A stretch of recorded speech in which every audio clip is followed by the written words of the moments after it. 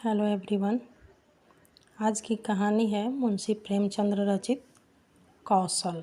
पंडित बलीराम से उनकी पत्नी माया काफ़ी समय से एक हार मांग रही थी। हर बार पंडित उनकी बातों को टाल देते थे। वो कभी अपनी पत्नी से यह नहीं कह पाते कि उनके पास हार खरीदने के लिए पैसे नहीं हैं। वो हमेशा कहते, घर में हार रखने से चोरी हो जाता है, ऊपर से हमेशा जौहरी हार के दाम को बढ़ाकर ही बोलता है।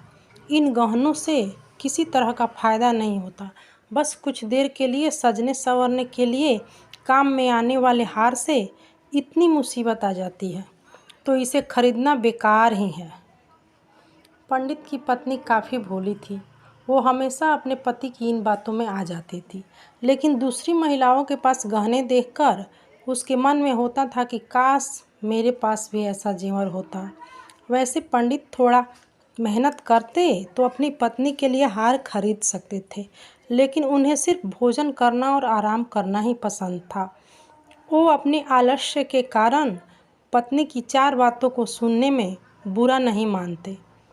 एक दिन बच्चों को पढ़ाकर पंडित घर लौटे तो देखे कि उनकी पत्नी गले में वही हार पहनी है जिसकी मांग वह लंबे समय से कर रही थी।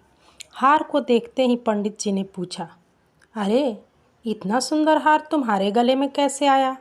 पत्नी ने जवाब दिया कि ये पड़ोस की रहने वाली महिला का है। मैं उससे आज मिलने गई थी। उसने जब मुझे ये हार दिखाया तो मैं इसे पहनकर आ गई ताकि तुम इसे देख लो। मुझे बस ऐसा ही एक हार चाहिए। पंडित बोले, पगली, तुम किसी दूसरे का इतना महंगा हार लेकर घर आई हो। अगर चोरी हो गया तो यह तो बनवाना ही पड़ेगा और बदनामी होगी जो वो ऊपर से अलग। पंडित जी की पत्नी कुछ सुनने को तैयार नहीं थी। उसने बताया कि ये 20 तोले का हार है और मुझे बिल्कुल ऐसा ही जेवर चाहिए। पत्नी की जिद सुनकर पंडित को घबराहट होने लगी। तभी पत्नी बोल पड़ी, जब सारी महिलाएं ऐसे हार पहनती हैं तो आखिर मैं क्यों नहीं पहन सकती?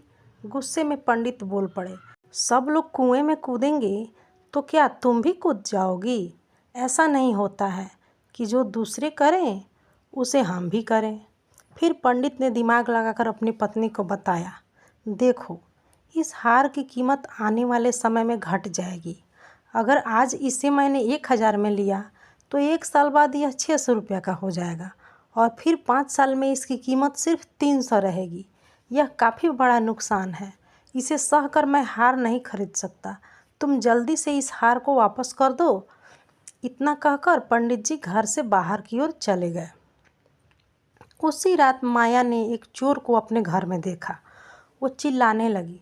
जब पंडित जी ने कहा, क्या हुआ, तो वो बोली, मैंने अभी एक परछाई को देखा है। वो घर के अंदर आ गया है। वो पक्का चोर है। पंडित जी ने जल्दी से अपनी छड़ी और लालटेन पत्नी से मांगी। पत्नी ने कहा, मैं डर के मारे उठ ही नहीं पा रही हूँ। तभी बाहर से कुछ लोग आ गए। उन्होंने पंडित जी से पूछा, क्या हुआ, घर में चोरी हो गई है क्या? पंडित की पत्नी माया बोली, नहीं, वो ऊपर छत की ओर से कूदा था, फिर हमारे बिस्तर के पास तेजी से आगे भागा। मैंने उसकी परछाई देखी थी। तभी माया ने अपना हाथ गर्दन की ओर फिराया तो उसे पता चला कि पड़ोसन का वो हार जो उसके गले से गायब है। हे भगवान, कहकर वो सिर पीटने लगी। पंडित बलराम शास्त्री ने पूछा, तुम उस हार को उतार कर क्यों नहीं सोई थी? सहमी सी आवाज़ में माया बोली, मुझे क्या पता था कि आज ही घर में इतनी बड़ी मुसीबत आ जाएगी। तभी पंडित ने कहा, कहता था मैं कि जेवर सब मुसीबत लेकर ही आते हैं। अब तुम्हें समझ आया या नहीं? पंडित के पड़ोसियों ने तब तक पूरा घर छान मारा। उन्हें कोई चोर नहीं दिखा। छत पर भी देखा पर कुछ हाथ ना लगा। एक पड़ोसी बोला, लगता है किसी जानने वाले ने ही ये काम किया है। दूसरे पड़ोसी ने कहा, देखो, घर के लोगों द्वारा बताए बिना किसी को कुछ पता नहीं चलता। हार के अलावा और क्या चोरी हुआ है वो देखना चाहिए। पंडित की पत्नी माया बोली, सब कुछ तो सही ही दिख रहा है। संदूक भी बंद है, बर्तन भी सारे घर में ही है। उस चोर को पराये लोगों का सामान ही ले जाना था। मेरा कुछ ले जाता। वो गहने ले गया जिसकी मैं मालकिन ही नहीं थी। अब हार का मज़ा आया ना तुम्हें? कितना समझाया तुम्हें, कुछ समझ आए तब ना बात बने, तंज मारते हुए पंडित जी ने कहा। माया बोली, पूरे 20 तोले का था, अब कह दूंगी कि उसे चोर ले गया, जो लेगी हार के बदले ले ले। पंडित जी ने झल्लाते हुए कहा, तुम्हें बदले में हार देना ही पड़ेगा। पत्नी ने पूछा, इतना पैसा तो है नहीं, इसका इंतजाम कैसे होगा? पंडित जी बोले, कुछ न कुछ तो करना ही पड़ेगा, नहीं तो बदनामी होगी। तुमने उसका गहना रख कर बहुत बड़ी भूल कर दी है। माया ने दुखी होते हुए कहा कि मेरा भाग्य ही खराब है। दूसरों की चीज़ गले में डालकर मुझे क्या सुख मिला था कि मैं उसे पहनकर ही सो गई। उसके पति ने कहा, अब खुद को दोष मत दो, देखते हैं कुछ न कुछ कर ही लेंगे। पड़ोसी से कह देना कि जल्द ही उनका हार मिल जाएगा।